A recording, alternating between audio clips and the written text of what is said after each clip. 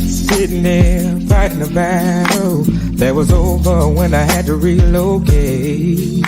You see, I ain't much for letting go. No, baby, I gotta hold on. Cause trials, tribulations, and relationships have all made me strong. Oh, girl, I cry. These tears that I shed on the trail to bring you home.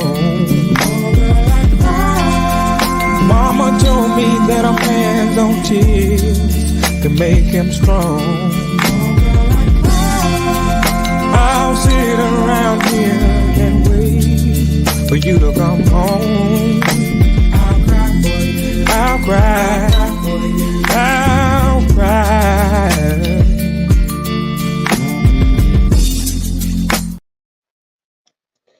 Money spiders, never putting your purse on the floor, cooking greens and black-eyed peas on New Year's Eve for financial prosperity. If you are a part of the African American or Black diaspora, it's likely that you heard of these rituals at one point in your life and probably instinctively followed them. But have you ever thought to ask about the origin of the story? Like most things, they could be traced back to slavery. The powerlessness thrust upon Black enslaved people pre-Emancipation Proclamation and during the Jim Crow era showed up economically, forcing those most affected to empower themselves any way that they could.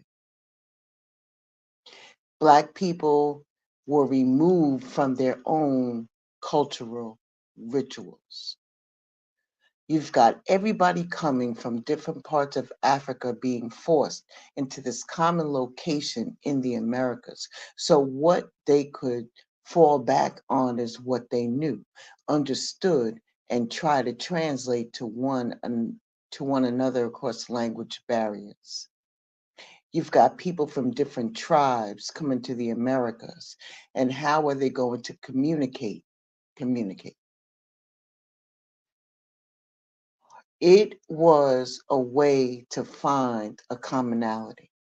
And regardless of the language that you spoke, you might understand that concept. A grasshopper in your house means money's coming. But don't put your bag on the floor because your money's going to leave. In a historical exploration of Black women and the protectiveness of their handbags that we see today,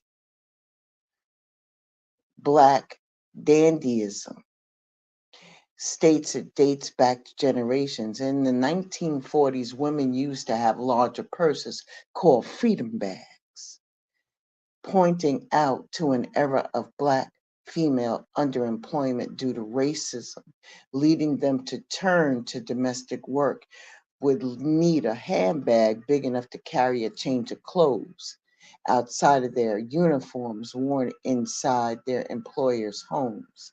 And with this, it's likely that they would be protective over the bag because their prized possessions were in them. The purse was a part of a Black woman's outside the house uniform, which often was affected by respectability politics. When you leave the house, you want to look respectable because the respectable look was thought, though it wasn't always true to be protected. It would protect you from harassment.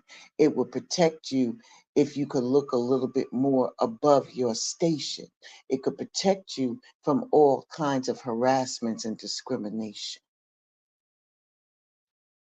Regardless of how menial or ridiculous people may think some of these rituals are to outsiders, people within the Black culture understand that we can't go through life feeling that it's just a perpetual situation of defeatedness.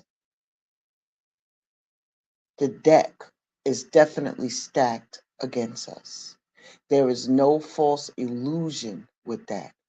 As the saying goes, a lot of white people were born on third base, and though they hit a triple, Many of us are still trapped in the dugout. But it's critical for there to be a collective hope. Otherwise, people will stop striving. Thank you for coming through. That was today's Black History Quick Bite. See you all very, very soon.